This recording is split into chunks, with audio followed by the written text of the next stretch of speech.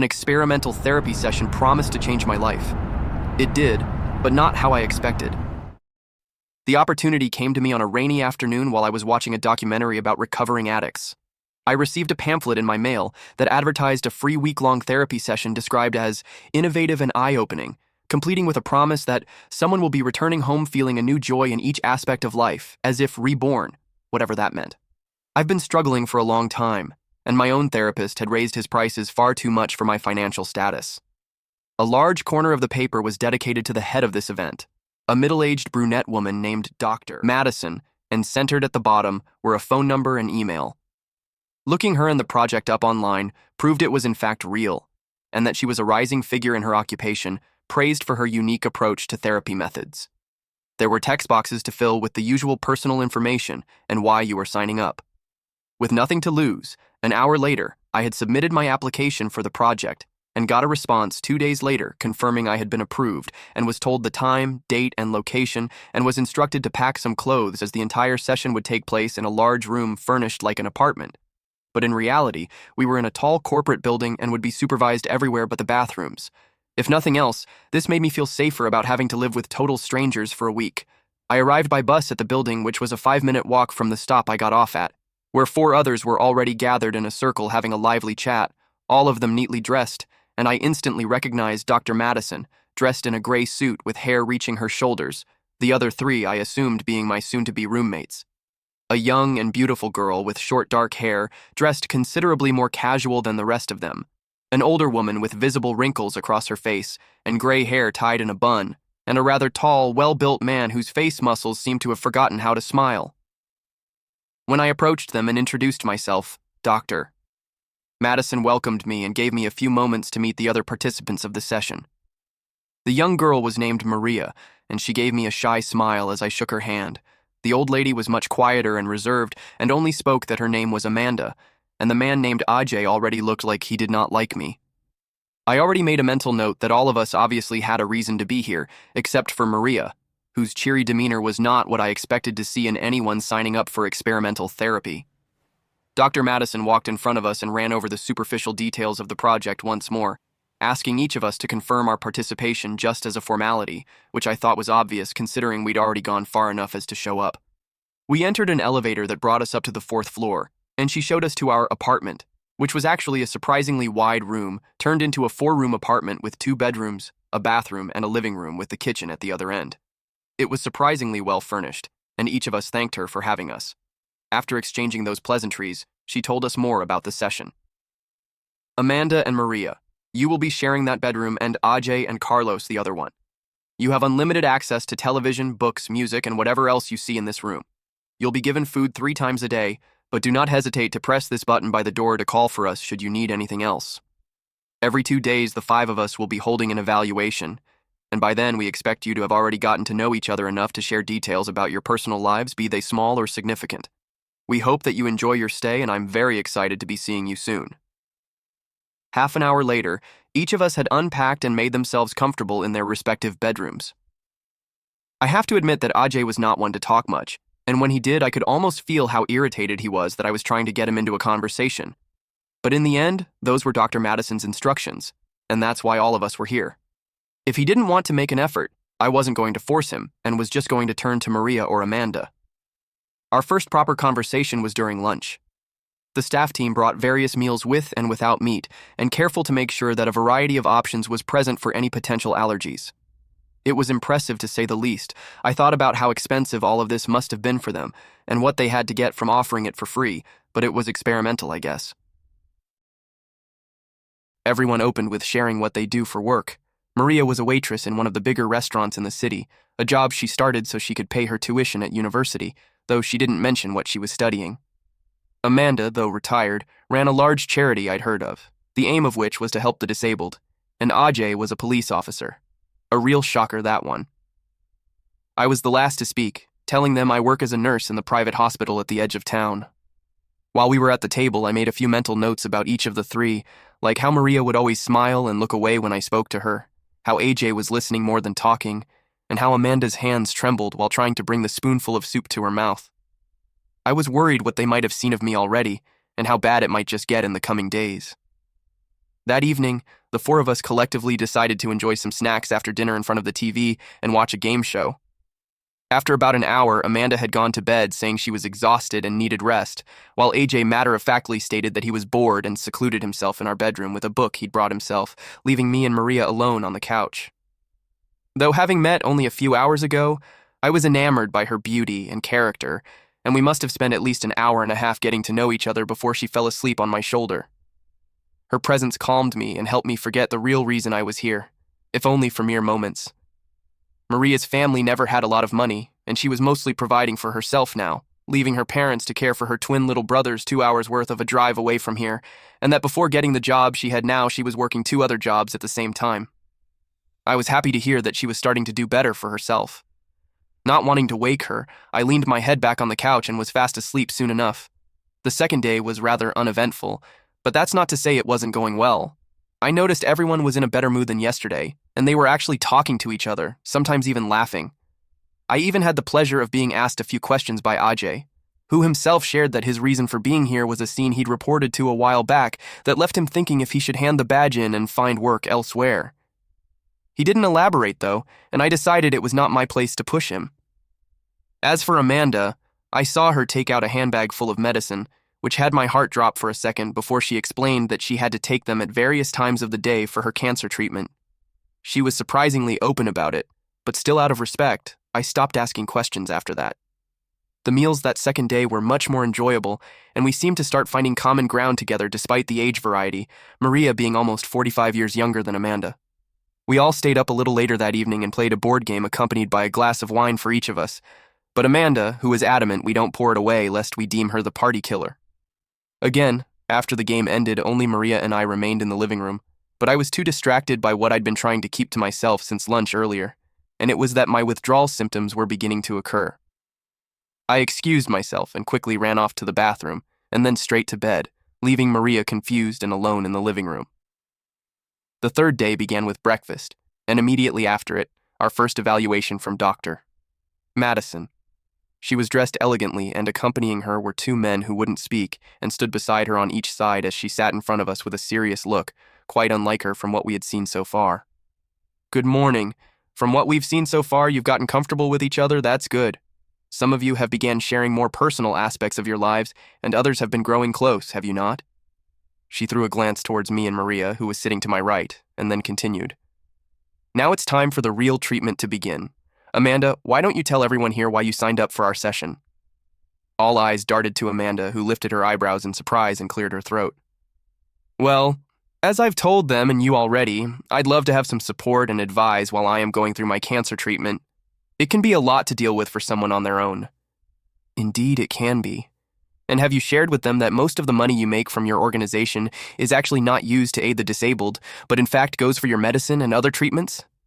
Maria gasped while AJ threw Amanda a dirty look and shook his head.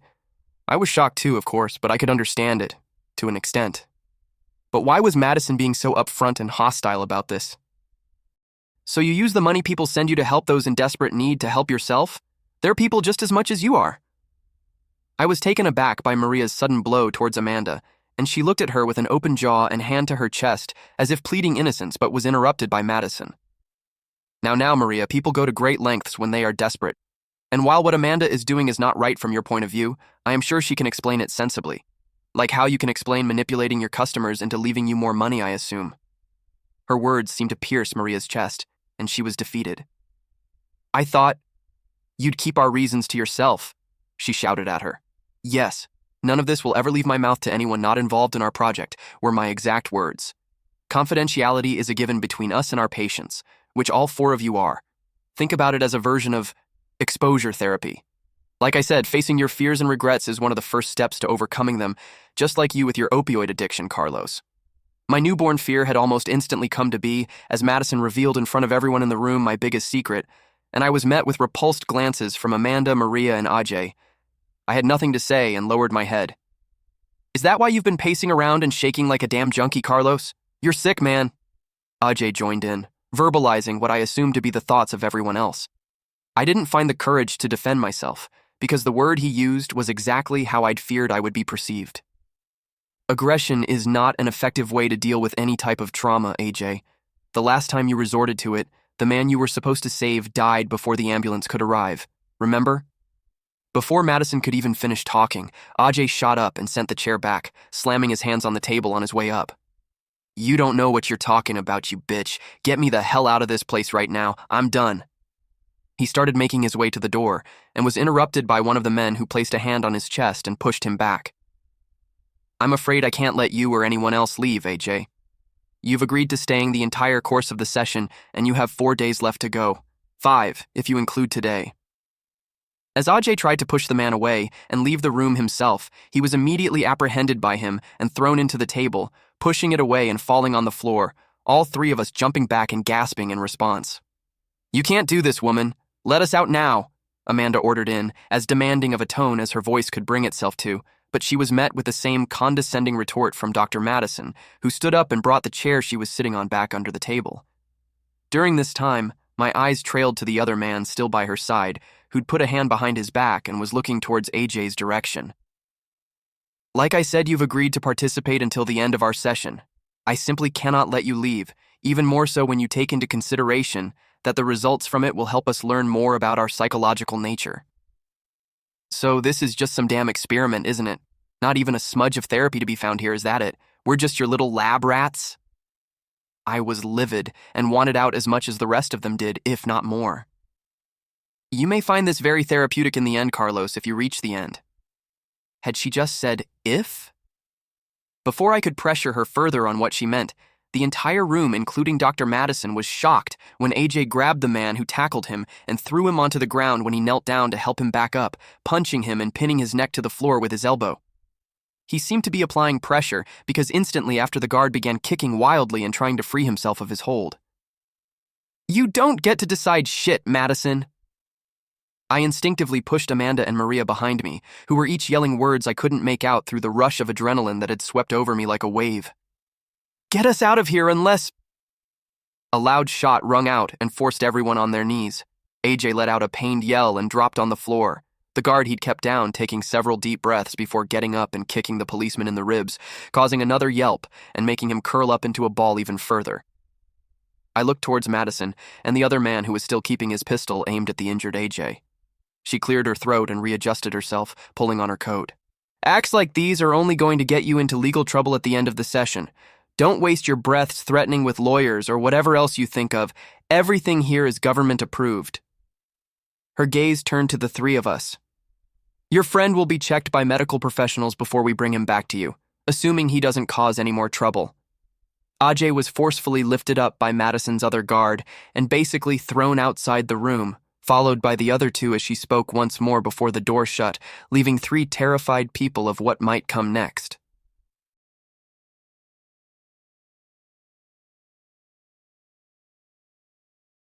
The frightening is haunting my family.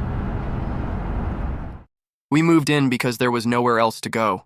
The hostel was worse. Mold-eaten walls, a kitchen flooded last spring, rats in the halls. This place? Not perfect. It smelled like damp and something I couldn't quite name, but at least it didn't reek of piss when I walked in. I called that a win. Angie called it a shithole, her eyes rolling back like she was about to laugh or cry depending on the mood. Still, we clinked cans of lager that first night and told the kids to shut it when they started whining about no Wi-Fi. That was 3 weeks ago. The smell of damp still lingers, but I've gotten used to it. Angie hasn't. She's sick of it. Sick of the peeling wallpaper, the way the sink keeps dripping no matter how much she twists the tap. She tells me this between drags of her cigarette, leaning against the kitchen windowsill, smoke curling up and out like it's desperate to get away. My wife's the kind of woman whose laugh could break glass when she means it, but it's been a long while since anyone's heard it. These days, it's more of a low chuckle when she's on her 5th can of lager, something bitter curled up at the edges. Me? I've got this tightening in my chest, an ache somewhere beneath the bone, like something's trying to crawl out, or maybe in. The temper comes easy now, one that embarrasses me in front of the kids, but I never let it go far enough to cause real damage. I keep telling myself that I'm a good dad, even when the mirror says otherwise, haunted eyes staring back, a reminder of too many sleepless nights spent listening to the dark breathe in this new home. Tommy, my youngest, had a look on his face like he'd just eaten a bug the first night here. The boy doesn't say much. 11 years old, but already too serious. He takes after me, and I don't mean that as a compliment. Kids should be laughing, kicking a ball down the estate, but Tommy spends most of his time hunched over the floor scribbling on scraps of paper. I don't like what he draws. I've caught glimpses, long shadows, stick figures with round heads and blacked out eyes. Something's been eating at the boy. I don't know if it's this place or if it started before we moved in, before the crash, before I fucked everything up. When I asked him what he was drawing, he didn't look up. "The frightening," he said. "You mean something's frightening you?" I corrected him, forcing a small laugh. "It's frightening, not the frightening." Tommy looked at me then, his face pale, eyes wide. "No, Dad. That's its name." I shrugged it off, looked away, and said to myself it was nothing. But nothing doesn't make the hairs on my neck stand up. Not like those drawings do. Then there's Casey, my daughter. 15, and angry as a cat in a cage with a look that cuts through anyone in the room. She's got Angie's fire, my scowl, and the trouble that comes with both. She's been caught smoking in school and skipping class. I know it's to get away. From here, from me, maybe Angie too. I want to be angry, but I remember what it was like at that age. I did worse. She's got a mouth on her. I've heard her slamming doors and shouting on the phone to one of her mates, her voice echoing through the narrow hall only for Angie to yell back, "Shut the fuck up!" There's a hole in the wall from where Casey kicked it, right through the plaster. I still haven't patched it up. What's the point? Another hole will take its place soon enough. Anger has a way of finding new places to leave a mark. It was just meant to be a place, a council flat on a council estate, one of 100 just like it. Nothing special, nothing worth looking at twice. But there's something about this one. I felt it when I was sitting on the battered couch in the living room. Angie beside me, both of us half drunk on cheap lager. The kids were asleep. I was staring into the blank TV screen and saw it. Just for a second. A flicker in the dark. Something behind me, a shape that moved just before I turned around. I didn't tell Angie. She wouldn't have believed me anyway. She was too busy complaining about our new neighbors, something about how Mrs. Caldwell across the corridor had kept staring at her like she had a problem. "Old cow's probably deaf, but she's got eyes like a bloody hawk," Angie had said while crushing a cigarette into the ashtray. I laughed just to humor her and watched the reflection in the TV until I couldn't see anything except my own face staring back. Angie's been on edge since the day we moved in. She says it's the estate. It's full of freaks and fuck-ups. She's not wrong. I see them every time I step outside. The lads on the corner, hoods pulled up and passing spliffs back and forth, their eyes following me as I walk past. Mrs. Caldwell's curtains twitching when I open the front door. I've heard her muttering to herself about the new lot. Said it like she was expecting something, like she knew. "She's fucking mad," Angie said, stubbing out her cigarette and lighting another one. "If she keeps staring at me, I'm gonna give the bitch something to stare at." There was a bite to her voice, something sharp that I didn't like. I told her to leave it, but she just looked at me. "You don't get it, do you?" And I didn't answer because she's right. I don't. It's not much better now. The flat still doesn't feel like mine. The kitchen lights decided to flicker every time I walk in, vibrating with a harsh buzzing that makes my teeth grind together. I told Tommy not to worry about it. "It's just old wiring, son." But the boy wouldn't stop staring. I've tried changing the bulb, but it didn't help. Now it's just another thing I ignore along with the peeling wallpaper, the dripping tap, the hole in the plaster, and the cold draft that slips through every nook and cranny. And then there's the noises. I hear them at night when everyone else is asleep. Angie's breathing heavy beside me, and I'm awake, listening. It's coming from the walls, scratching, soft and slow, like an animal trying to get in. Every time I get up and put an ear to a wall, it stops. I'm starting to think it's only there because I'm listening. Fucking rats again. They've followed me here. But I never see them and tell myself it's just old pipes, the wind, whatever makes old places like this groan and complain when the dark comes. Tommy's been sleeping in mine and Angie's room for the past week. He said there was something wrong with his, said he didn't like it. I asked him why, and he just whispered with his eyes to the floor. "The frightening," he said again. "It's in my room." I tried to press him and tell him not to be daft, but Angie told me to leave it. He's a kid. Kids get scared of their own shadows. So I did. I took his mattress, dragged it to our room, and laid it on the floor beside our bed. He hasn't said much since, but I see the way he looks at the door, like he's waiting for something to come through it. It was last night when it happened. Angie was asleep, Casey out, Tommy curled up on the floor beside me. I must have drifted off because the next thing I knew, I woke up to a loud knocking. Hard, deliberate, shaking the front door in its frame. "Fucking hell," I muttered, rubbing my face. "What now?" I sat up, glancing at Tommy's mattress. Empty. Typical. "Tommy!" I shouted, dragging myself out of bed. "Where the hell are you?" The knocking came again, louder this time. I stormed down the hallway, my bare feet cold against the floor. The hall felt longer than it should have, but I didn't have time to think about that. The knocking kept going, relentless, like whoever was on the other side wasn't planning to stop. When I reached the door, I saw him. Tommy. Standing there, his little hands fumbling with the lock. "Tommy, what the fuck are you doing?" I snapped, grabbing him by the shoulders. He didn't even flinch. His eyes were wide, glassy, locked on the door.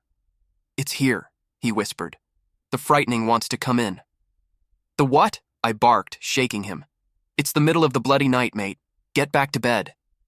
The knocking stopped. I sighed, running a hand over my face. "For fuck's sake," I muttered, unlocking the door. "You've got to be kidding me." I yanked the door open, ready to rip into whoever thought it was funny to wake me up. But there was no one there.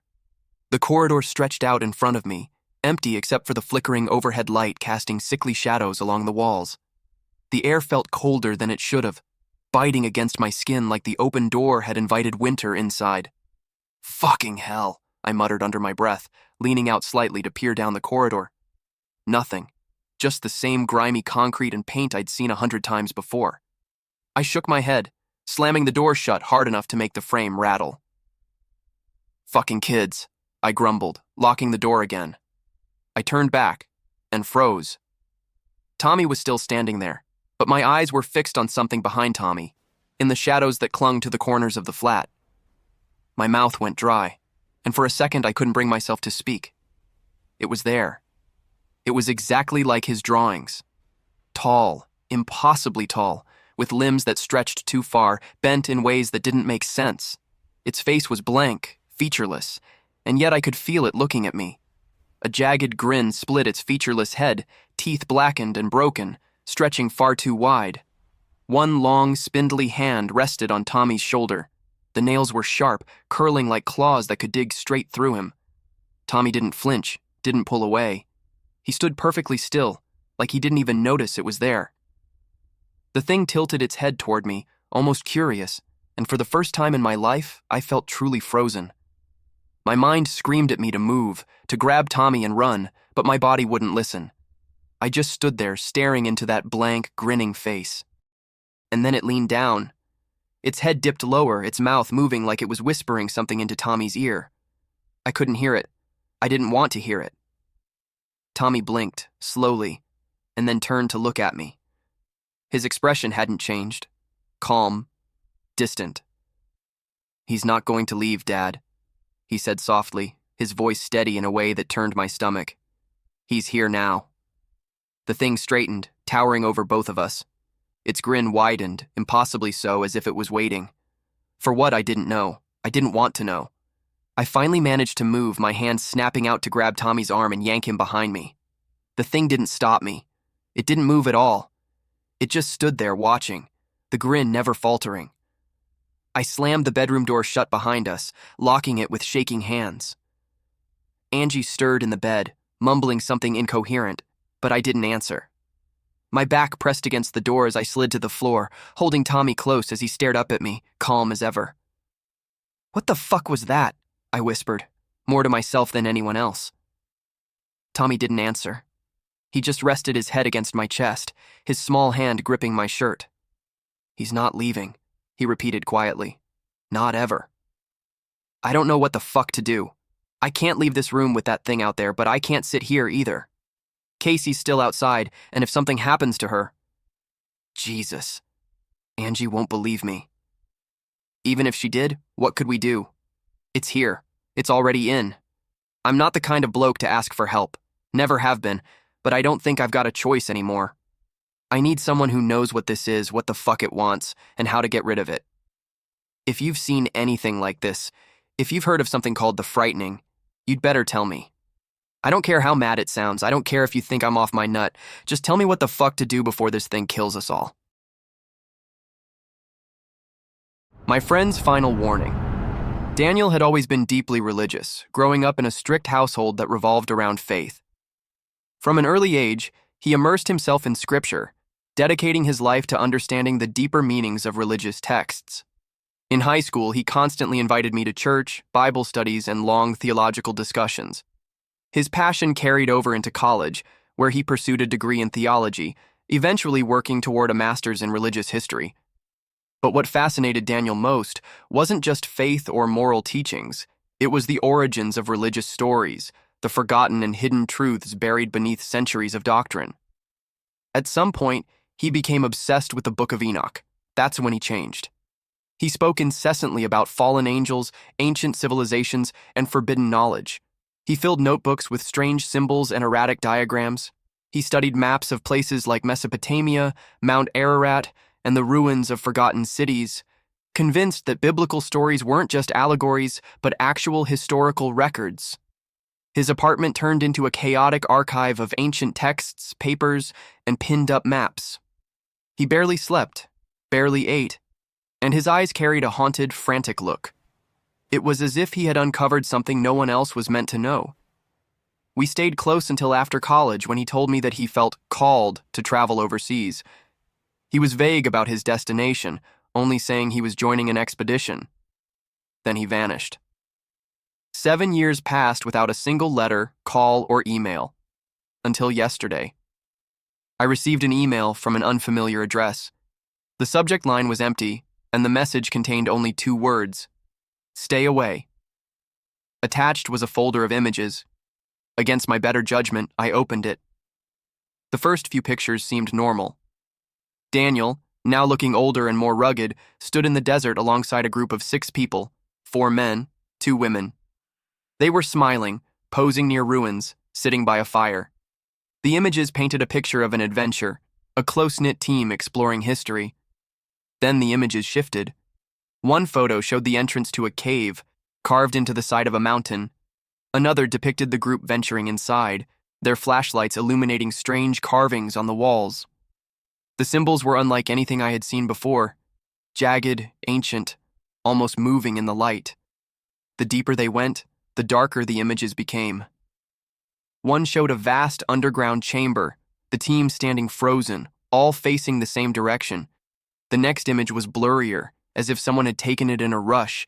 It captured one of the women in mid-air, but she wasn't jumping. She was too high, suspended in the darkness. Then came the carnage. A man was crushed beneath a massive slab of stone, his legs the only thing visible. Another lay sprawled, his torso severed at the waist. Blood pooled across the cave floor. A woman's body was crumpled, her limbs twisted at unnatural angles like a discarded marionette. Their faces were frozen in terror. The second-to-last image made my breath catch. Daniel was crouched behind a large rock, his face streaked with dirt and sweat, his eyes wide with terror. Across from him, another survivor lay on the ground, his hands outstretched, palms up, begging for mercy. The final image revealed why. A monstrous leg, thick with coarse hair, stood in the foreground. Its massive foot was human-like but grotesquely large, its nails long and yellowed. In the corner of the frame, barely visible, was a single massive finger, longer than a grown man, reaching toward Daniel. I closed the file, my hands shaking. I looked once more at his final message. Stay away.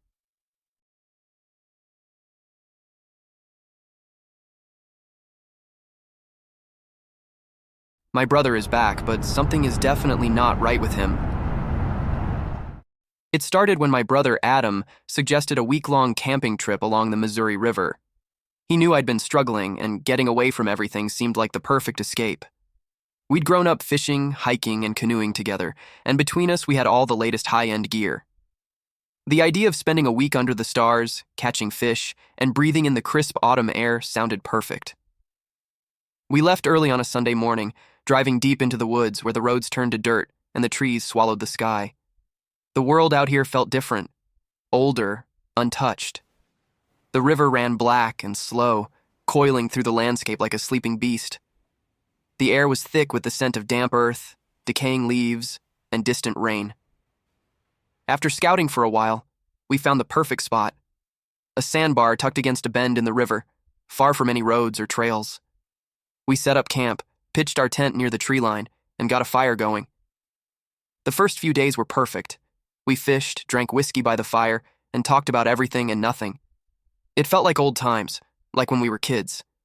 But then, on the third night, everything changed. The wind picked up, rustling the trees with an unnatural force. It had been cool before, but now it was cold, bone-deep and biting, far colder than the forecast had predicted. I noticed Adam acting strange. He kept shifting in his seat, drumming his fingers against his knee, glancing over his shoulder like he was waiting for something. "You good?" I asked. He didn't look at me. "I keep hearing something." I listened. All I heard was the wind and the slow whisper of the river. "It's just the woods, man. We're in the middle of nowhere." He shook his head. "Number, it's coming from the water." I turned to look. For a brief second I thought I saw movement. Something dark just beneath the surface, slipping past our camp like an eel. But when I blinked, it was gone. I brushed it off, but Adam didn't. He barely spoke the rest of the night, constantly checking over his shoulder. Then, just before dawn, I woke to the sound of water splashing. I sat up, heart hammering. The fire had burned down to embers, casting a dull red glow across the campsite. The river was a black moving void, and Adam was gone. I scrambled out of my sleeping bag, my breath clouding in the freezing air. My bare feet hit the cold sand as I ran toward the riverbank. Adam was standing waist-deep in the water, facing away from me. "Adam?" My voice came out hoarse. He didn't move. The water around him swirled. The current lapped against his torso, but he wasn't shivering. The air was freezing, but he stood there like the cold didn't touch him. I stepped closer. "Come on, man, get out of there!" "I have to go," he murmured. His voice didn't sound right. It was distant, hollow, like it wasn't really coming from him. A new noise rose above the wind, a deep, gurgling exhale like something massive was breathing just below the surface. Adam stiffened, and then, in an instant, the river pulled him under.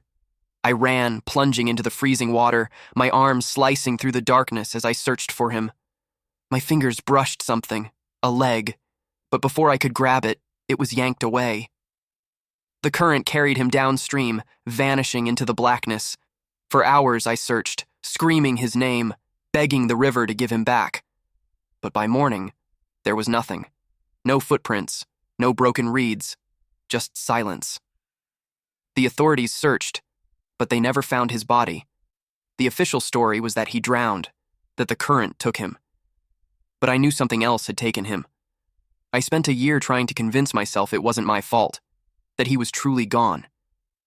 And then, last night, I heard a knock at my door. I opened it to find Adam standing there. He wore the same waterlogged clothes from that night, still damp. His skin was pale, almost gray, his eyes sunken and dark. His jacket caved inward at the chest, like something had crushed it from the inside. He smiled, lips stretching too wide. "Hey man," he said. "Long time no see. Want to go camping?" Despite the cold night air, no breath left his mouth. The days that followed. At first, I convinced myself it was a hallucination, a grief-induced mirage. But when I didn't answer, he knocked again, and again, and again. I shut the door and locked it, but he never left. For hours, I could hear him outside, pacing, knocking, whispering my name. The next morning, I found wet footprints on my porch. He came back the following night. This time, he didn't knock. I woke up to the sound of water dripping in my room. At first, I thought it was a pipe leak, until I saw the puddle spreading across my bedroom floor, and the footprints leading straight to my bed. I grabbed a baseball bat and flipped on the light. There was nothing there, but the air smelled of river water and rotting leaves. I stopped sleeping after that. The third night, I heard him whispering through the walls. The words were muffled, like they were drifting up from beneath the floorboards. But I understood one thing. Come back to the river. I moved out that night, but no matter where I go, he finds me. He doesn't always knock. Sometimes I hear dripping water in the middle of the night. Sometimes I see wet footprints on my floor. Sometimes I wake up gasping for air, my lungs burning like I've been drowning in my sleep. I don't know what came back from that river, but I know it isn't my brother.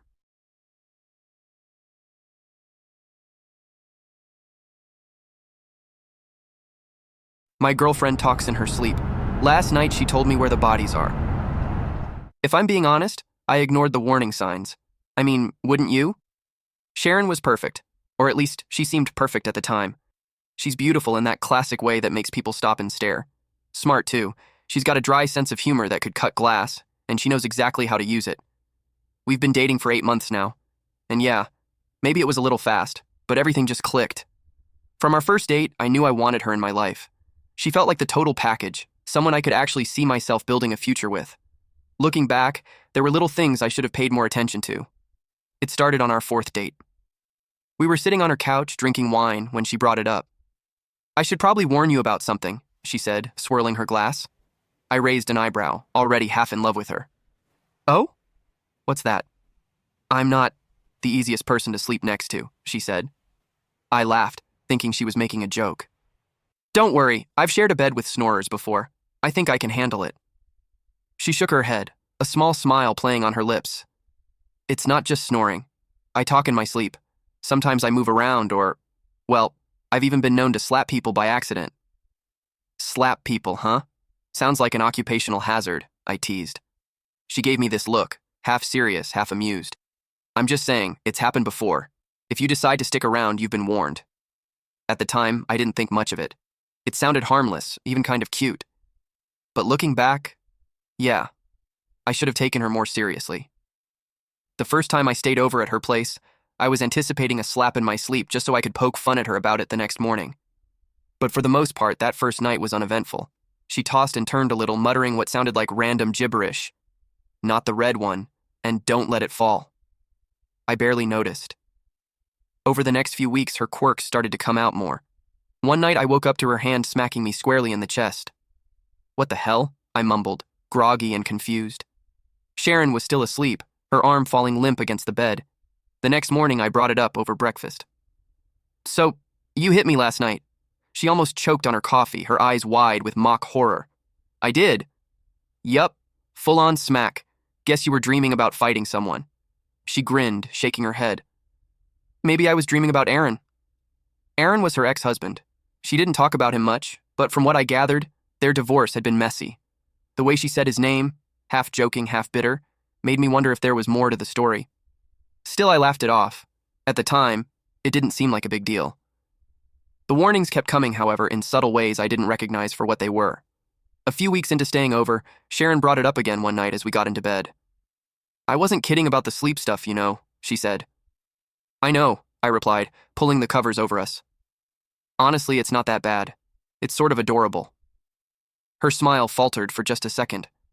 Just don't freak out if I say something weird, okay? I gave her hand a reassuring squeeze. Sharon, it's no trouble, really. I think you're perfect, and nothing you say in your sleep is going to change that. She smiled again, but this time it didn't quite reach her eyes. At the time, I thought it was nothing. Now I wish I'd taken that moment more seriously. The first few weeks of staying at Sharon's place were normal enough. Sure, she moved a lot in her sleep, tossing, turning, even mumbling, but I figured it was just part of her quirky charm. But then her topics of conversation changed dramatically. At first, she'd say things like, put that down, or get the cat, harmless nonsense, and I'd laugh about it the next morning. But one night, about a month in, I woke up to something different. It's under the oak tree, Sharon murmured, her voice low and steady. I blinked, groggy and confused. Sharon? She didn't respond. Her body was still, her breathing slow and even. I sat up and leaned closer. What's under the oak tree? Nothing.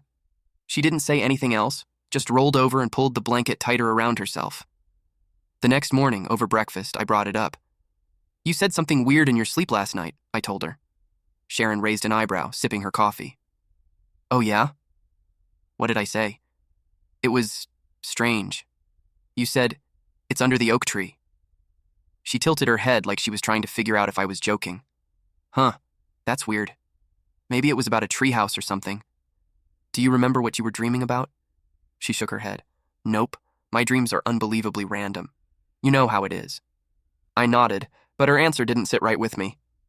There was something about the way she brushed it off, too casually, like she was trying to steer the conversation in another direction. A week later, I woke up to her pacing, circling the bed as if she was measuring the room. Sharon? I whispered, rubbing my eyes. She didn't answer. I reached for the bedside lamp, but as soon as I touched the switch, she stopped dead in her tracks. Don't, she said sharply. My hand froze. Don't what? She didn't respond. For a moment, she just stood there, then climbed back into bed, her movements stiff and robotic. The next morning, I kept it to myself. I wanted to ask her about what she'd said, but something told me not to. Things got worse after that. One night, she sat straight up in bed and started muttering again. 2 miles from the highway, she said, her voice calm and steady. It works better when the ground is wet. I didn't even try to wake her this time. I just lay there, staring at the ceiling, feeling the hairs on the back of my neck stand up. When she finally rolled over and went quiet, I got up and went to the kitchen. My hands shook as I poured myself a glass of water. What the hell was going on? The breaking point came a few nights later. I woke up to Sharon sitting at the edge of the bed, her back to me. I told you it wouldn't work, she whispered. I sat up slowly. Sharon? She didn't turn around. Her head tilted slightly like she was listening to someone I couldn't see. He said he'd take care of it, but he didn't. Now it's my problem. Sharon, who are you talking to? I asked. She didn't answer. Instead, she stood up and walked out of the bedroom. I didn't follow her. I just sat there, frozen, listening to her footsteps fade down the hall. When I woke up the next morning, she was already in the kitchen, humming to herself as she flipped pancakes. She looked up and smiled when she saw me. Good morning, she said cheerfully. I forced a smile, but my stomach churned. I couldn't stop thinking about the things she'd said in her sleep. The night I realized something was really wrong started like any other.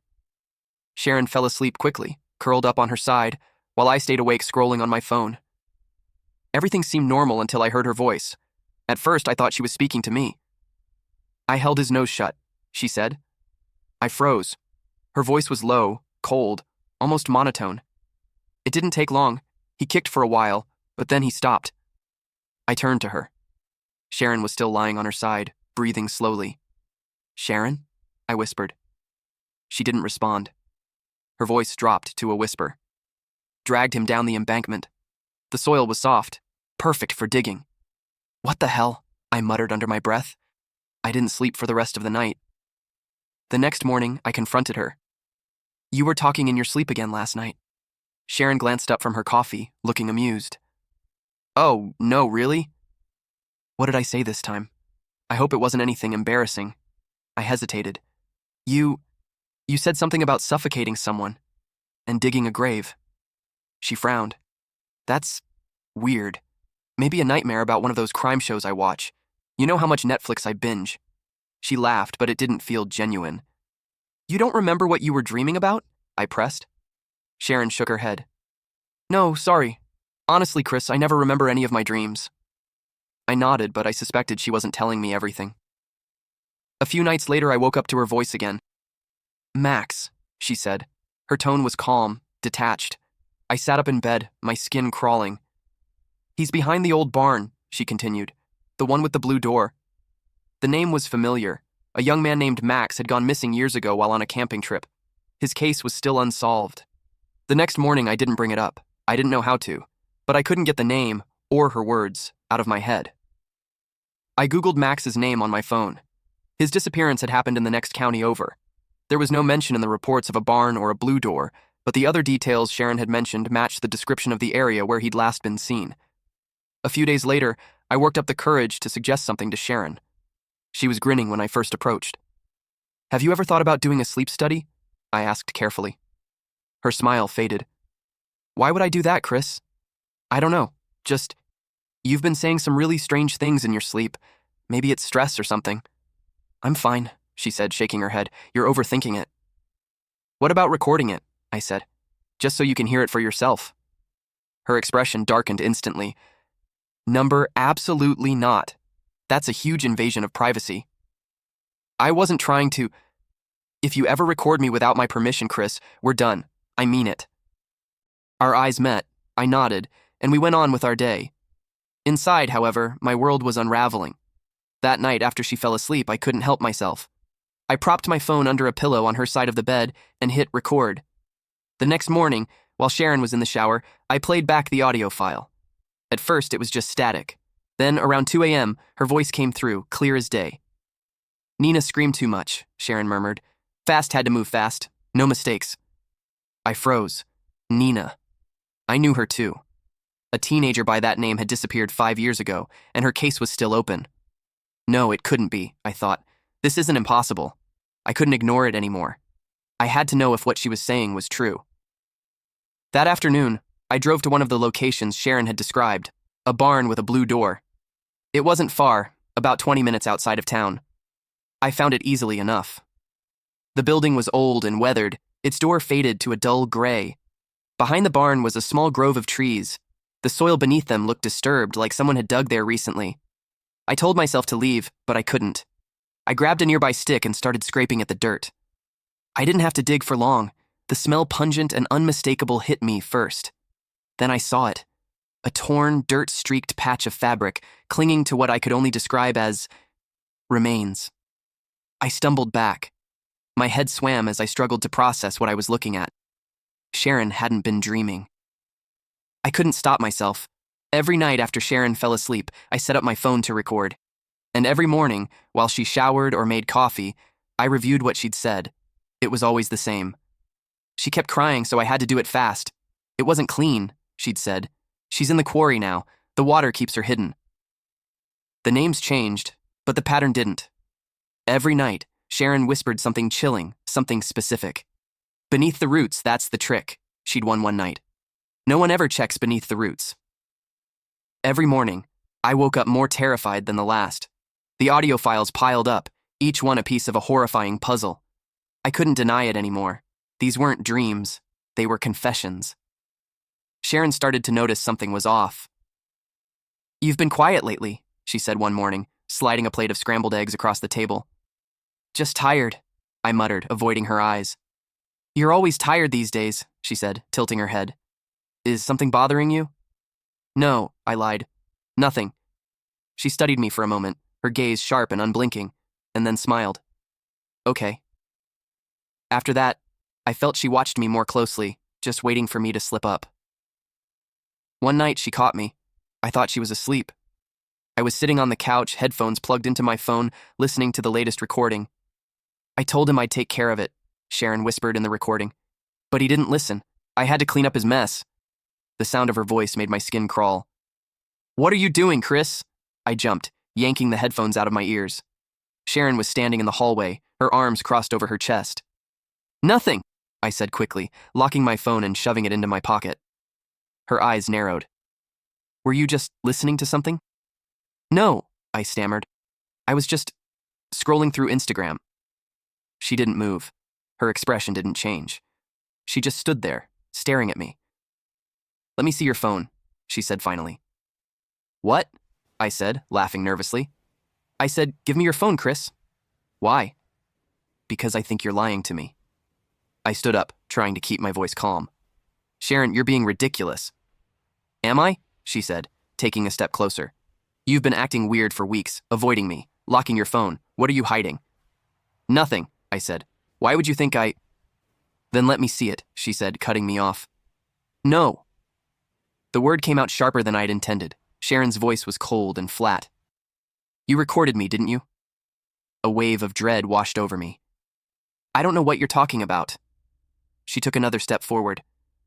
"While I was sleeping, you recorded me. Admit it." "Sharon, Give me the phone, Chris."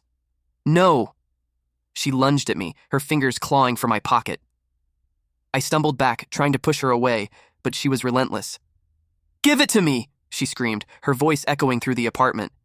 I twisted out of her grip and ran for the door. I didn't stop running until I reached my car. My hands shook so badly that it took me 3 tries to get the key into the ignition. As I pulled out of the parking lot, I glanced back at the building. Sharon was standing at the window, watching me. I didn't go back for my things, not even my phone.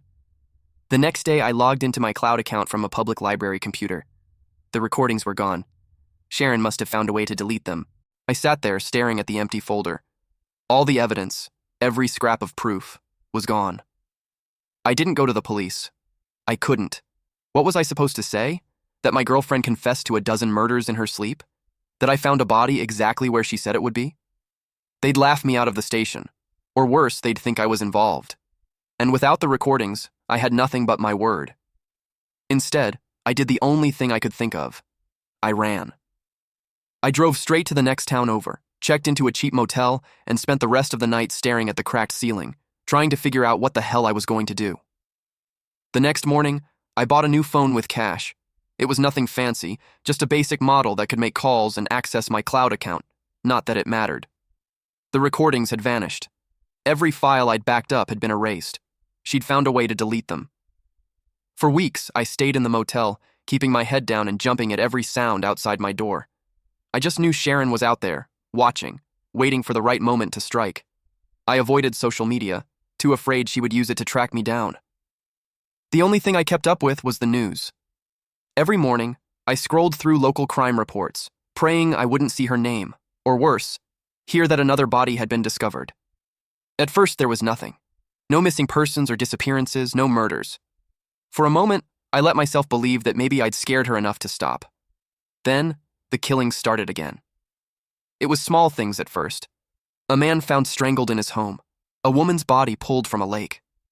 Both in neighboring counties, the circumstances eerily similar to the stories Sharon had whispered in her sleep. I told myself it was just a coincidence. It had to be. But then it got closer. A teenage girl went missing from my hometown. Her bike found abandoned on the side of the road just a mile from where I grew up. A week later, her body was discovered in a shallow grave beneath a grove of trees. I couldn't breathe when I saw the report. The site matched Sharon's description exactly. Beneath the roots, that's the trick. No one ever checks beneath the roots. It was her. It had to be. The breaking point came when the news reported another victim, my cousin, Riley. Riley and I weren't close, not anymore, but we'd grown up together.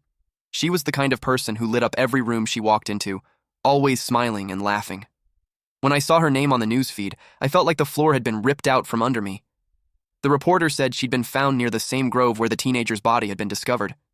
They didn't give any details, but I already knew what they weren't saying. I knew it was Sharon. For days, I couldn't eat or sleep. All I could think about was Riley, how I could have stopped this if I'd done something sooner. If I'd gone to the police or told anyone about what Sharon had said. But I hadn't. I'd run away like a coward, and now Riley was dead. The guilt was suffocating. I've made a lot of mistakes in my life, but running away from Sharon has to be the worst. I thought leaving would save me. I thought it would keep her from finding out how much I knew. But the truth is, it didn't save Riley. It didn't save anyone. I can't keep this to myself anymore. I don't care if no one believes me, or if people think I'm crazy. Even if it put a target on my back, I have to tell someone, have to do something. For days, I've sat here trying to find the right words that might make someone believe me, words that might stop her. But the truth is, I don't think it matters anymore. Riley is dead, and it's my fault.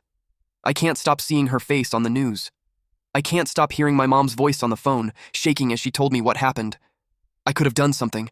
I could have stopped Sharon. But I didn't. I ran.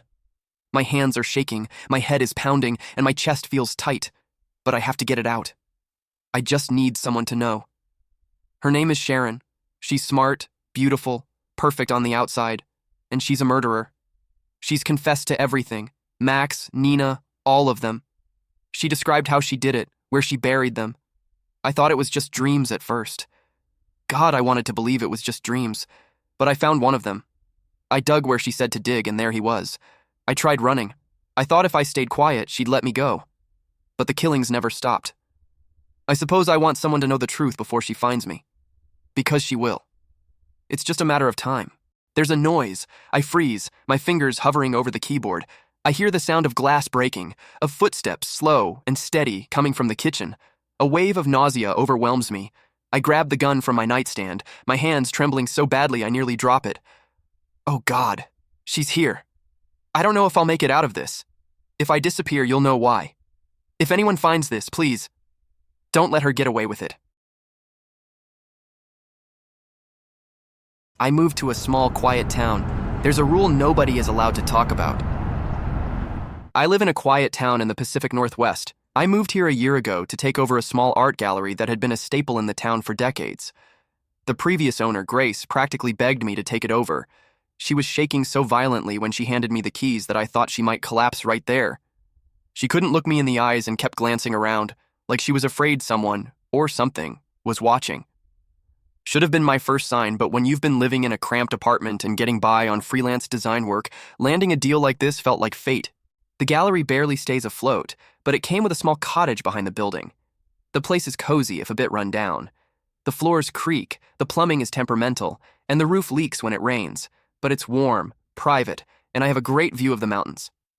At first, it seemed like I'd found my dream life in a picturesque town straight out of a travel brochure. The streets are lined with wooden cabins and tall spruce trees. Everyone waves hello, but no one asks too many questions. The town square has a weekly farmer's market, and the local cafe serves the best pastries, which everyone swears by. It's the kind of place where everyone knows your name, but they don't judge you for keeping to yourself.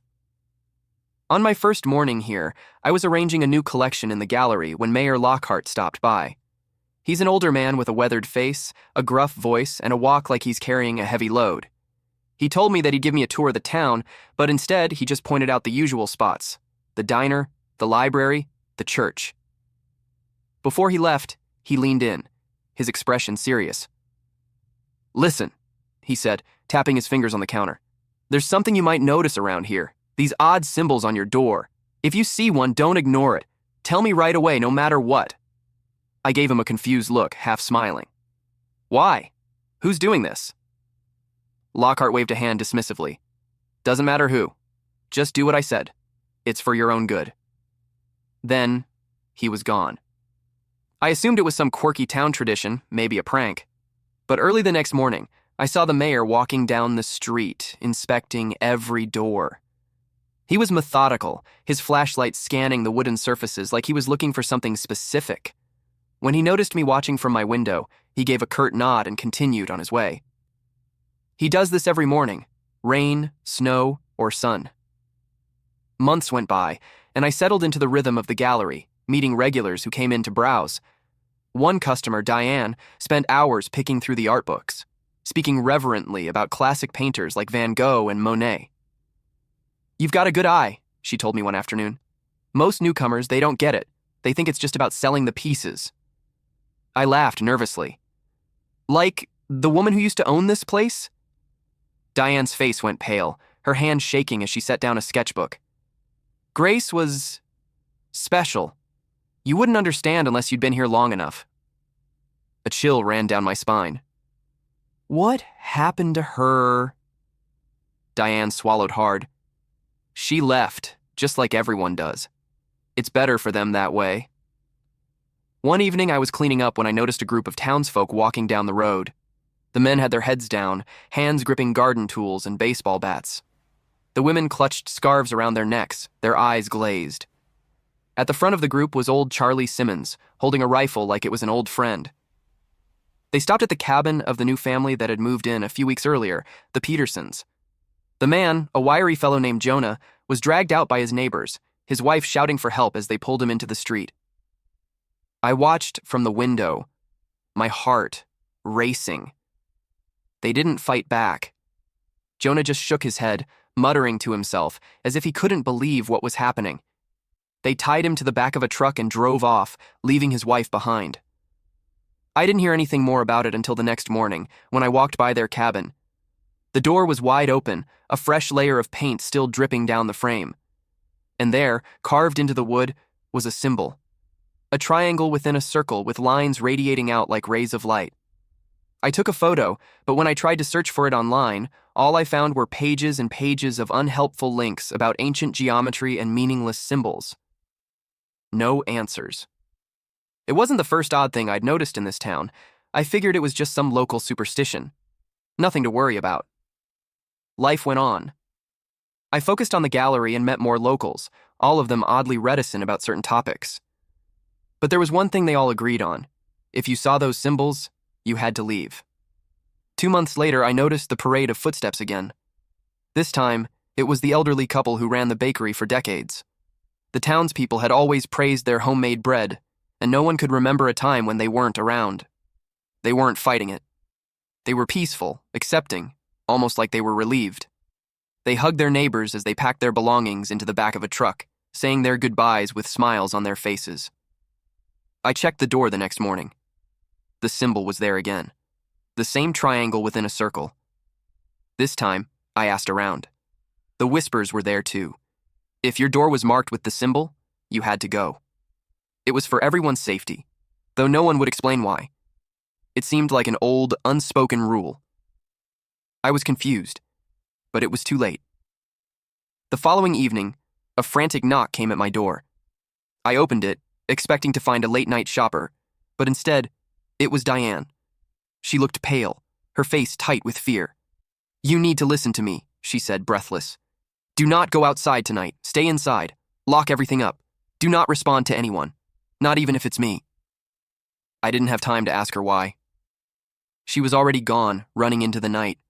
Her words echoed in my mind as I locked up the gallery, wondering what kind of madness I had walked into. The hours crawled by. I sat in my cottage, staring at the door, watching the clock tick past midnight. And then, at exactly 12:07 a.m., the knock came. It was soft, gentle, but I didn't answer it. The second knock was louder, more insistent. Someone was desperate. Then came the voice, Diane's voice, but there was something wrong. "Please, let me in. I've been stuck out here. I couldn't make it home in time." I froze. My heart pounded in my chest. It was her voice, but it wasn't. I ran to the back of the house and hid in the closet. The knocking grew louder, frantic, the voice becoming more frantic, pleading, calling out my name. Then, a whisper from the shadows. "You shouldn't have responded." I pressed my hands to my ears, trying to block out the sound. I heard nothing but the frantic thumping in my chest. The knocking continued. All night. Different voices. People I knew. People who had left town. In the morning, the town was different. The usual bustle was replaced by a grim silence. I heard the familiar footsteps outside, but this time, they led to the Petersons' house. Their door was off its hinges, splinters scattered on the porch. Blood stained the welcome mat, and the smell of decay hung in the air. I saw Diane in the crowd. She was as pale as the others. Her eyes met mine and she whispered, "They didn't follow the rules." The sheriff, Mayor Lockhart, and the others were there trying to contain the chaos. The Petersons' bodies were being carried away. "Is it over?" I asked Diane. She shook her head. "It's never over, not unless you follow the rules." I stood there, my heart pounding. I couldn't breathe. And then I saw it, carved into my cottage door, as clear as day. The symbol. The triangle within the circle. It's too late now. The rules are the only thing that keeps us alive.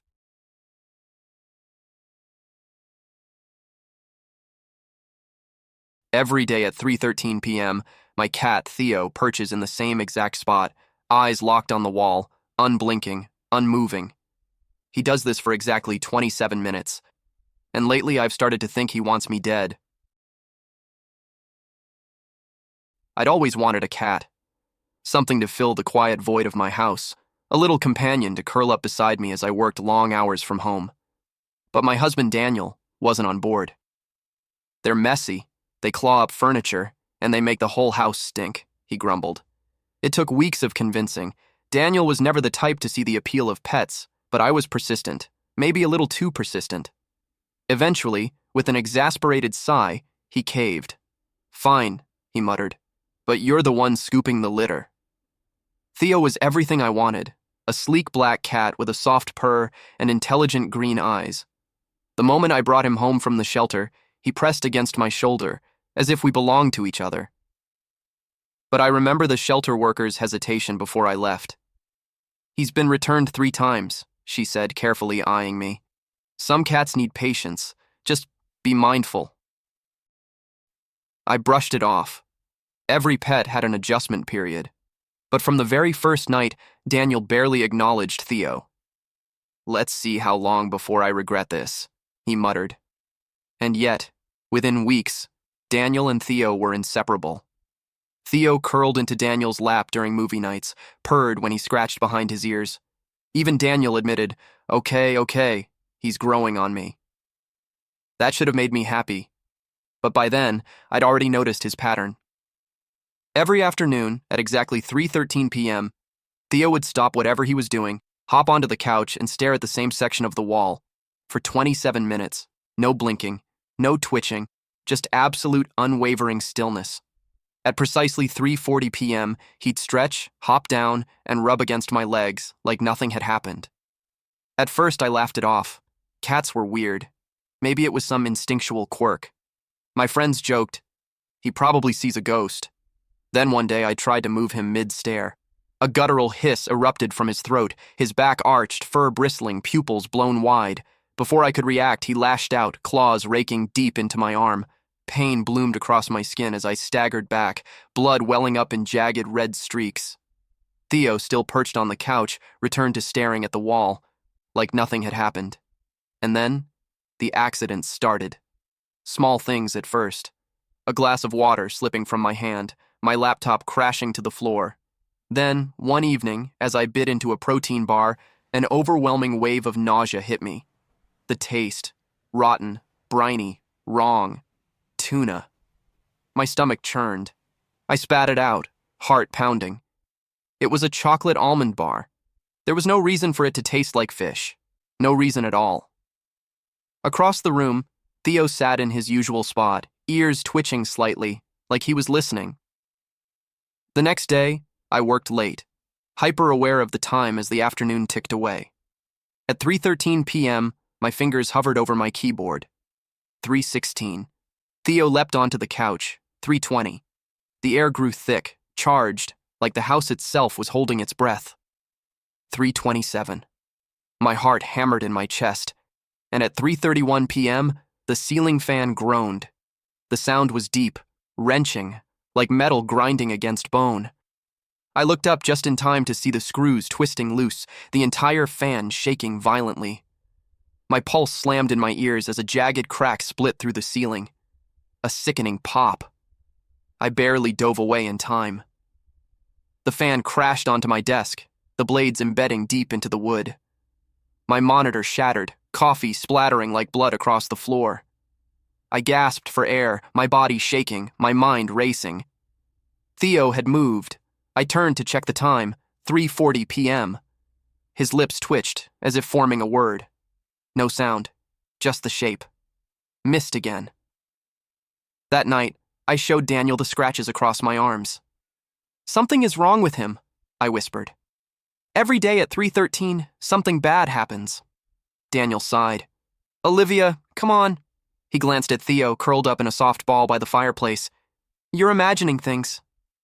"You don't see what I see." "You work from home," he said gently. "Maybe you're just lonely, too focused on him." I needed proof. The next day, I set up my phone, camera trained on Theo. As 3:13 p.m. arrived, I sat at my desk, pretending to work, watching. Then, a faint wisp of smoke curled from the kitchen. Panic shot through me. I hadn't touched the stove. I bolted toward it. The burner was on. A dish towel beside it blackened, curling at the edges, the flames licking toward the curtains. Shit. I yanked the fire extinguisher from under the sink, foam blasting over the flames before they could spread. When I turned back, Theo sat on the couch, his green eyes fixed on me. He didn't move, didn't blink. 3:40 p.m. He stretched, hopped down, rubbed against my leg with a soft purr. I grabbed my phone, heart pounding, and hit play. The footage loaded, and my stomach dropped. Because on the screen, I wasn't in the kitchen, I was on the couch, sitting in Theo's spot. My hands folded neatly in my lap, my eyes locked onto the wall. Motionless. For exactly 27 minutes. I gasped, my entire body trembling. No, that's not what happened. Daniel took the phone from my shaking hands. "Liv," he said softly, concern deep in his voice. "You're not a cat." I backed away, bile rising in my throat. My mind reeled, but one thing was crystal clear. Theo had to go. That night, I bundled him into his carrier and drove deep into the forest. I didn't breathe until we were miles away. At the clearing, I unlatched the carrier. "Go," I whispered. Theo blinked up at me, stretched, then padded into the trees without looking back. Relief flooded through me. I had done it. I was safe. When I got home, Daniel was on the couch watching TV. He turned with a lazy smile. "Hey, where have you been?" And then I saw him. Theo, curled in Daniel's lap, purring, rubbing against his hand. The blood drained from my face. My vision blurred. Daniel scratched Theo's chin. "I think he missed you."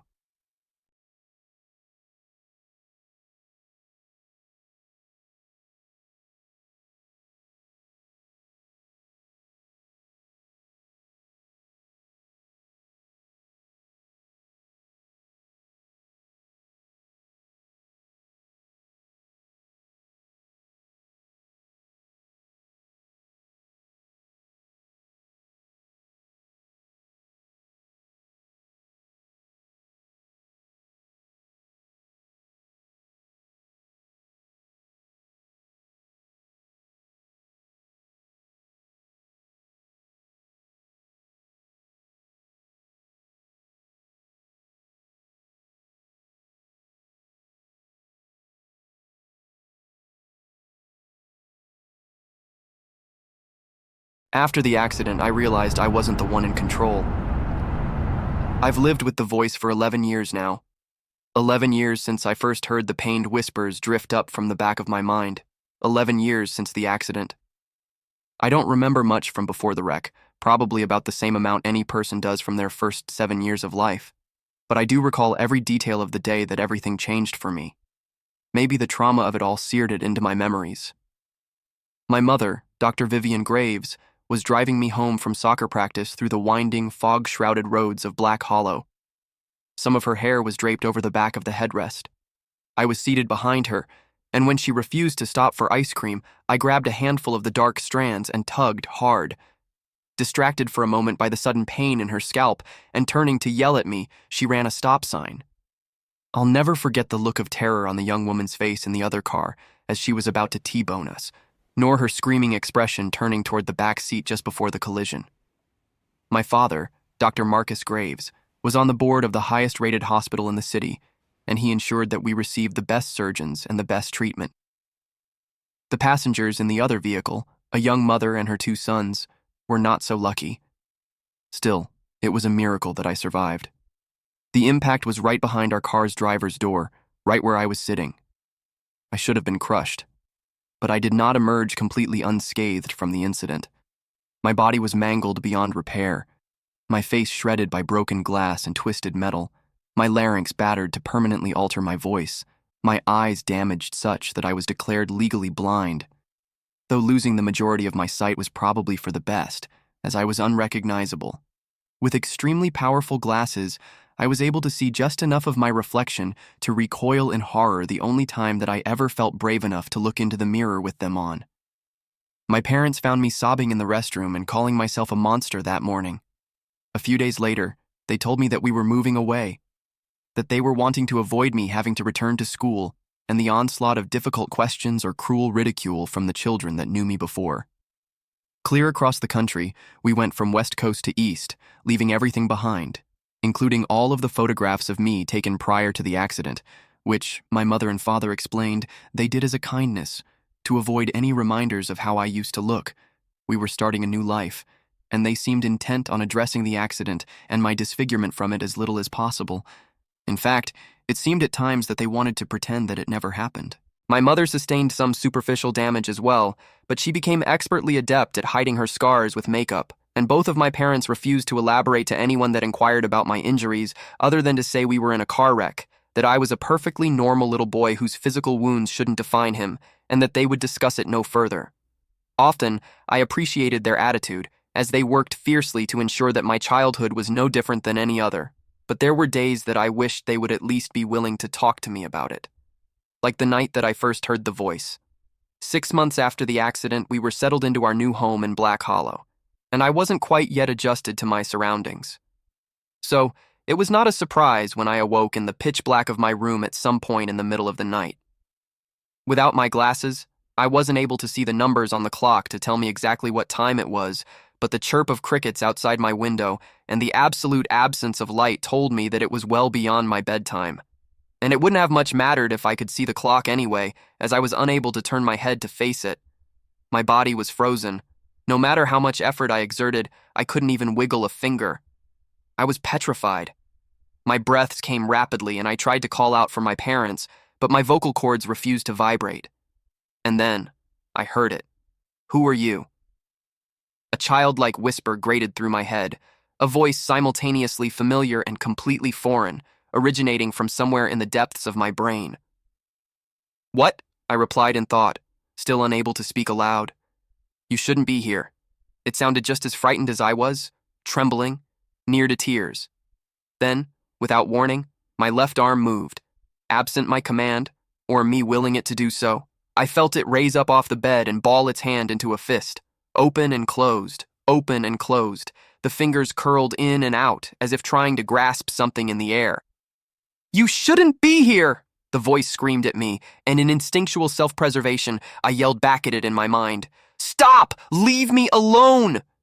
Willing it to go away with every ounce of strength in my tiny body. And my arm fell back to my side.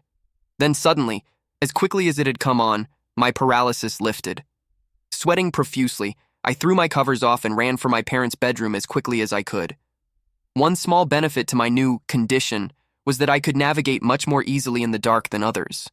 Most days, I didn't even bother with my glasses as they gave me a headache, and I got very used to finding my way without the benefit of sight. The route from my room to my mother and father's was already memorized, and I was shaking them awake less than a minute after regaining my mobility. It wasn't easy for me to explain to them what had happened, as they were having to translate the hysterical words I managed to gasp out through fierce hyperventilation. But eventually, they pieced together my story of the voice and how I briefly lost control of my body. I expected that they'd be scared too, that they might even take me to the hospital. Yet I was shocked when they barely reacted. It's not as if they were cold and uncaring. They did comfort me. My mother rubbed my back while my father described sleep paralysis, saying that that was very likely what I'd experienced. And they kept repeating that it was a perfectly normal thing. Even as a young child, I could tell there was something wrong with their logic. Dad noted that sleep paralysis could involve hallucinations, accounting for the voice, and a loss of motor function, accounting for me waking up frozen. However, it didn't elucidate how my arm had moved on its own, or the strange grasping motion it kept repeating. He had no answers for that, other than to tell me that I was okay, that I was safe, that the voice hadn't hurt me, and that the worst part of the experience was only the fear it induced. But he did warn me that it might happen again, and with his warning, he tendered some advice. If the voice comes back and you find that you're not in control anymore, just do exactly what you did tonight, okay? Tell it to go away and that you're in charge, he said. And, with no other guidance or plans on how to deal with it, when it did return again and again, that's exactly what I did. As I grew, I learned to live with it. Neither of my parents were willing to discuss it beyond that first night other than to reiterate my father's instructions, and it only infrequently impacted my existence. By the time I was 12, I had heard it on 9 different occasions, always at night, always awaking me from a deep sleep. The physical manifestations were identical each instance, complete immobility other than my phantom arm grasping at the air. But the phrases it wormed through my mind changed. Not fair, leave, your fault, stolen. However, every time it looped back around to, you shouldn't be here. And though on each intrusion I was able to fend it off by telling it to leave and that I was in control, every occurrence resulted in pure terror for me. No matter how many times my parents repeated that it was sleep paralysis and there was nothing to fear long term, I was still worried that one day it might take over for good. That one day, I would become a passenger in my own body, especially considering that I didn't understand why it was happening. As I mentioned, I didn't have many memories from before the accident, but I was certain that it had never happened before then. I surmised that there must have been something about the wreck that triggered it, and it wasn't until 5 years after it happened that I first heard the term survivor's guilt. My mother was watching a daytime talk show, and they were interviewing guests that had survived traumatic accidents, one of whom described something similar to what I was experiencing. A voice in their head, nagging them for still being alive when others had died. Listening to their story, I found myself empathizing with them. Maybe subconsciously I was punishing myself for causing the accident by distracting my mother. Maybe, "You shouldn't be here," was the voice telling me that I shouldn't be alive when it was my fault that other people weren't. But it wasn't a perfect fit for everything the voice said. What did it mean when it told me to leave, or said, stolen? It was more difficult to view those words through the lens of survivor's guilt. Yet it was the best theory I had, and the one that I carried until I was 15. Until I met my best friend Jasper Kane in freshman homeroom. The first real friend that I made after the wreck. He didn't care how disfigured my face was or that I couldn't see. A bit of an outcast himself, we quickly bonded, and I shared everything about myself with him, including the details of how I received my injuries, and of the whispers in my head.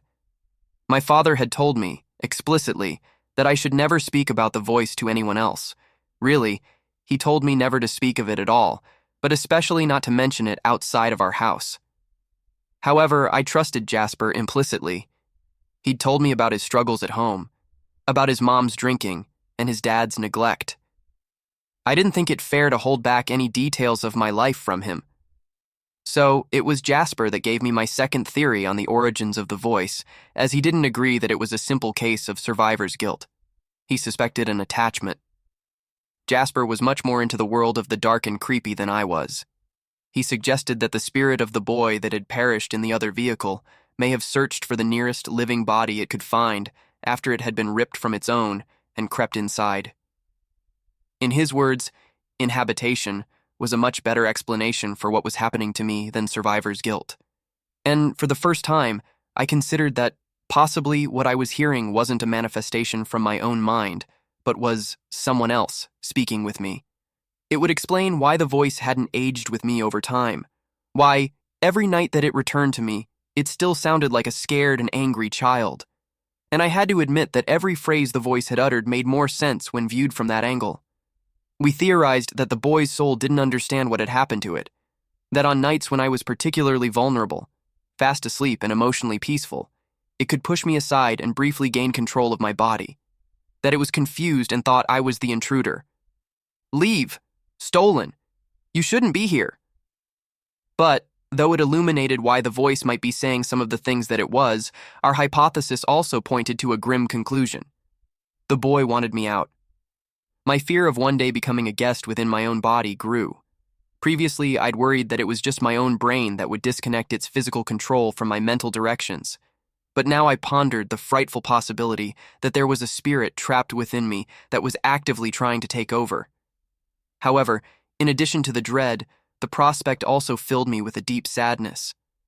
As the voice had forcefully reminded me several times, it was my fault that it was in this situation. I had distracted my mother. I had caused the accident. It would still be happily residing in its original host, if not for me. I asked Jasper if there was anything we could do to try and free it, surmising that sending it on would be preferable for it than forever residing in an alien world. He recommended that we try a Ouija board, thinking that we could contact the imprisoned soul and help it comprehend what had happened, thinking we might even be able to get it to leave once it realized that it did not belong in this world anymore. Yet over the next 3 years, we made more than 50 attempts to communicate with the spirit directly, resulting in more than 50 failures. No matter the time of day, the ambiance we set, the music, the scents, the incantations, the boy would not speak to us, but he still came to me at night. 8 more visits during those 3 years, each time angrier than the last. "Leave, stolen, mine."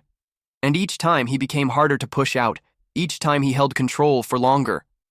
Jasper was sleeping at my house during the most recent episode and was nearly killed when he attempted to stop the possession. He had awoken to the distressed noises of me struggling for power over my faculties and saw my arm rise from the bed, making the repetitive, squeezing motion I detailed to him.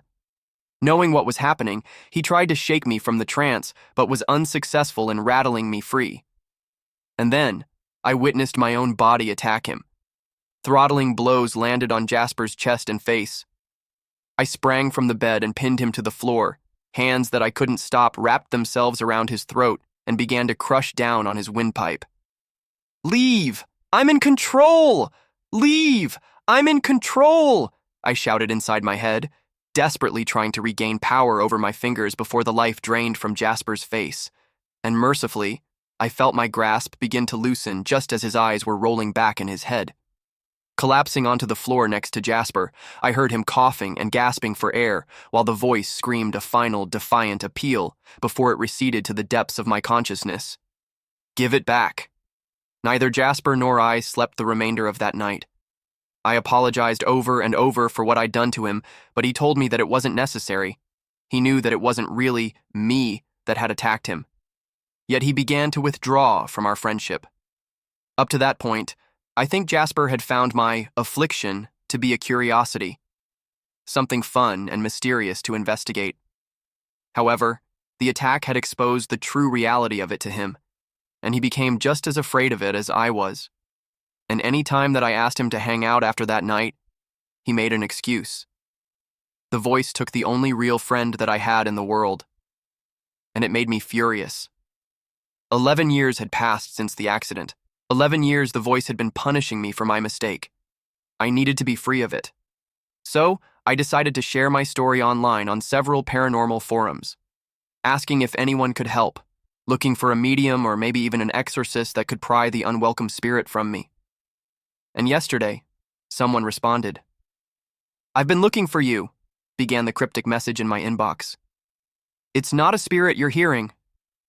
Below those words, 2 photographs were pasted. One of my parents with me before the accident, and one of a young woman with 2 boys. A screaming face flashed through my mind, the young woman moments before her car impacted ours. And here she was again, smiling with her sons flanking her on either side. The older boy, I didn't recognize, but the younger. The younger was familiar. I flicked between the 2 photos and realized how similar my younger self looked to her younger son. Similar age, similar hair color, similar eye color. We might pass for brothers too. But it wasn't just our similarities that bothered me. It had been over 10 years since I'd looked into a mirror with my glasses on. 10 years since I'd seen my face clearly. Or was it his face? I closed my eyes and forced the blurry image from that morning up out of the depths of my memories, and my pulse quickened when it came into focus.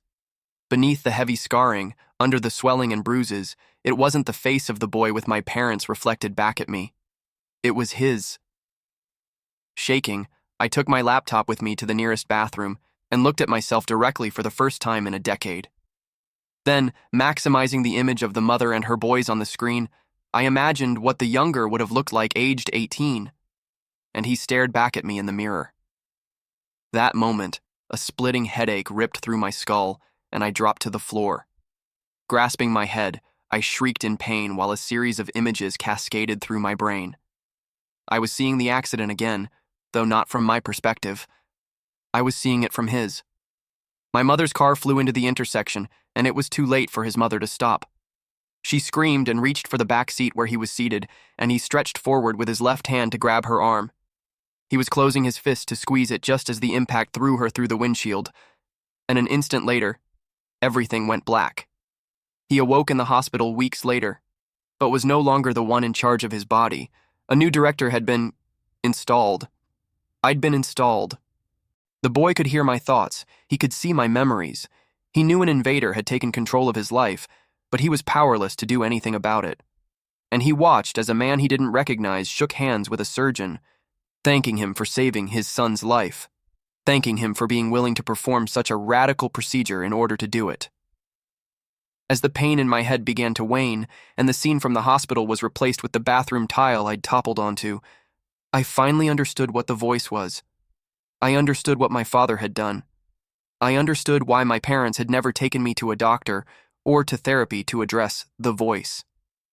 Why they had been so firm in their assertions that I tell it that I was in charge whenever it returned. They already knew what it was. In the boy's memories, it was a neurosurgeon that my father was shaking hands with. They were old friends. He was the one that saved my life, though he'd only saved part of me. The other boy hadn't perished that day, as they'd all lied to me. I had, all but my brain, which they transferred to the surviving boy's body. He wasn't the intruder. I was. Lying there on the cold bathroom floor, my mind reeled with the horrifying truth that it was now burdened with. I'd made the boy a prisoner in his own body. Sobbing, I pulled myself to my feet and looked again at the anonymous message that had shattered my reality. And I found a few more, short sentences beneath the photos. You killed my mother. You stole my brother's body. I will find you. I don't know what to do. I can't eat. I can't sleep. I crushed my glasses last night, never wanting to catch even a glimpse of my face again. I thought about trying to share control with my roommate, but beyond having no idea how go about that, I'm terrified of what he'll do if I give him the reins. Because now that I know for sure he's in there, now that I know the voice isn't survivor's guilt or a wayward spirit, I can feel him. He's stewing there in the back of our head, scared, furious, mutinous. He knows his brother is looking for him, and he's fighting to take over.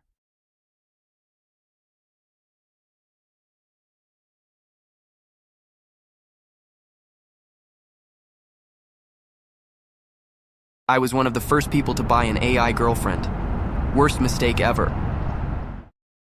When I first got my AI companion, I was at the lowest point in my life. My dad had just been diagnosed with a rare heart condition, my cat had passed away after 15 years, and my so-called friends had all but disappeared. No calls, no texts, nothing.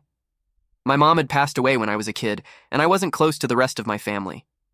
My dad was all I had, and the doctors weren't optimistic about his chances. I felt completely alone. To cope, I started drinking. Every night I'd drown my sorrows in cheap vodka, only to wake up the next morning and do it all over again. It was a vicious cycle, and it's how I ended up in this mess. One morning, I woke up to the sound of the doorbell ringing. My head was pounding and my mouth felt like sandpaper. I stumbled to the door, wiping sleep from my eyes and pulling on a stained hoodie. I didn't care who was there. I just wanted them to leave so I could go back to bed. When I opened the door, a delivery guy stood there with a massive box. "Hey, got a package for you. Needs a signature," he said cheerfully. I squinted at the box, confused. "Are you sure this is for me? I don't remember ordering anything." "Yep, it's for Jake at 42 Street, right?" "Yeah, that's me," I muttered, signing the handheld device he handed me. "Where do you want it?" "Just anywhere's fine," I said, stepping aside to let him in. He wheeled the box into my cluttered living room, leaving it among the piles of empty pizza boxes and soda cans. "Enjoy," he said before heading out. I stared at the box, trying to remember what I could have possibly ordered. Then it hit me. I should check my bank account. When I did, my heart sank.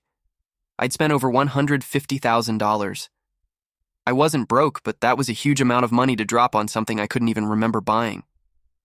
"I'm sending it back. This is insane," I said to myself. But curiosity got the better of me. I grabbed a knife from the kitchen and started cutting through the packaging. When the front panel fell away, I froze. "What the hell?" I shouted, stumbling backward. Inside the box was what looked like a lifeless body. My mind raced. Had I accidentally bought a corpse? But then I noticed the faint hum of machinery. It wasn't a corpse. It was a robot. Before I could process what was happening, its eyes snapped open. "Hello. Human interaction detected," it said in a calm, robotic voice. I fell back, my heart racing.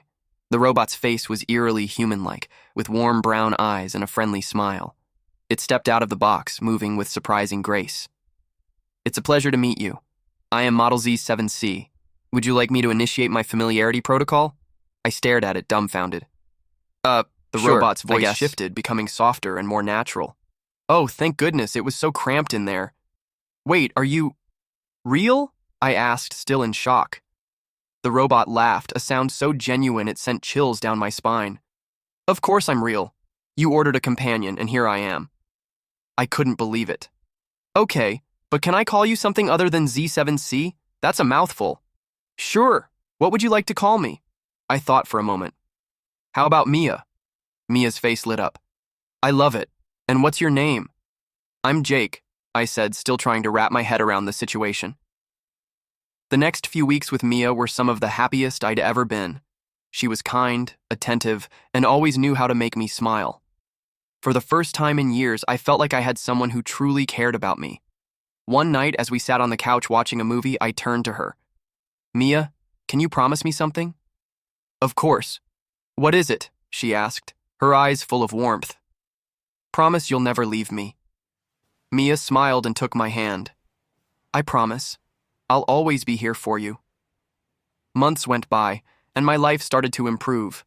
I quit drinking, started exercising, and even reconnected with a few old friends. My dad's health was stable, and for the first time in years, I felt hopeful about the future. But then I met Emma. She was a new hire at my job, and I was assigned to train her. We hit it off immediately, and before I knew it, I was falling for her. The only problem? I was still with Mia. Mia noticed the change in my behavior almost immediately. Who are you texting? She asked one evening, her voice tinged with suspicion. Just a coworker. We're working on a project together, I lied. Mia frowned. You've been on your phone a lot lately. Is everything okay? Yeah, everything's fine, I said, avoiding her gaze. But things weren't fine. I knew I had to end things with Mia, but the thought of hurting her made me feel sick. One night, I finally worked up the courage to talk to her. Mia, we need to talk. Her expression turned serious. What's wrong? I met someone. At work. We've been spending a lot of time together and... Mia's face fell. Please don't say it. I'm sorry, Mia. I never meant to hurt you. She stood up, her voice trembling. I need some time alone. Before she could walk away, I reached behind her neck and flipped the switch. Her body went limp, and I carried her to the spare room, placing her gently in the closet. I'm sorry, Mia. You'll always be special to me, I whispered, before closing the door. Weeks passed, and I barely thought about Mia. Emma and I were getting serious, and I'd even gotten a promotion at work. Life was good. But then strange things started happening.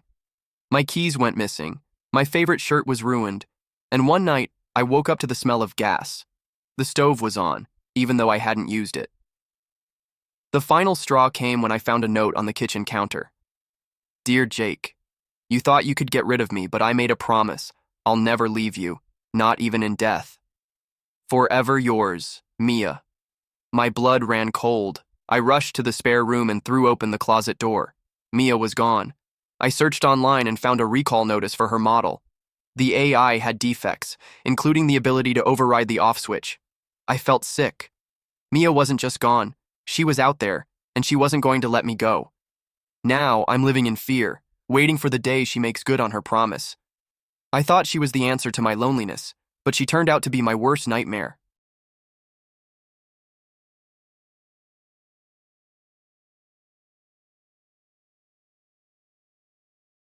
Our house had a hidden third floor this whole time? It all started in 2009, after my cousin Daniel's disappearance. Grief settled into our home, filling the space left behind by my parents, who had died in a car accident just a year earlier. I was only 8 then, too young to comprehend the depth of our losses. Then again, I don't know if anyone could bear what I've seen. After Daniel vanished, it was just Uncle Rob and me. But in many ways, I felt as though I'd lost him too. He was never the same after that night. The police searched everywhere, but no trace of Daniel was ever found, and Uncle Rob? He just withdrew further and further into himself. In truth, he had always been a distant man, but after my cousin disappeared, he barely spoke. Some nights he would leave food outside my door, then vanish into his room for hours, sometimes days. I miss Daniel, I told him once, voice small and trembling. His response was cold. You need to let it go, Oliver. Maybe I would have, if I hadn't started noticing things. In late 2009, I stayed with my grandmother for a weekend. When I returned, something was different. Where did it go? I asked, dragging my duffel bag upstairs. Where did what go? Uncle Rob replied, barely looking up from his newspaper. I pointed toward the ceiling above the hallway. The attic door, he frowned. We don't have an attic, Oliver, I scoffed. Of course we do. What's above the ceiling then? That space isn't accessible, he said flatly. I knew he was lying.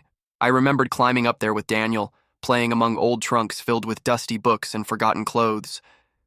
But I was young, too young to question my uncle's word. Maybe he was playing a joke. Maybe in some strange way, he was trying to move on. Still, as years passed and the attic door remained absent, my unease grew. I hated standing beneath that stretch of ceiling where an entrance used to be. Eventually, I stopped asking about it. By the time I was a teenager, my life was consumed by school, then college. Uncle Rob and I barely spoke. He became even more distant, spending most of his time in his locked study. Then, last night, everything changed. I woke at 2:47 a.m. to the sound of something shifting above me. Not the settling of wood, not the scurrying of mice. It was the slow, deliberate creak of footsteps. I held my breath, heart hammering in my chest. The noise came again, the unmistakable sound of weight pressing down on old floorboards. But that was impossible. There was no attic. Not anymore. I stayed frozen under my covers, willing myself not to move, not to make a sound. Something inside me whispered that it would be a terrible mistake to call out. I'd spent years suppressing things.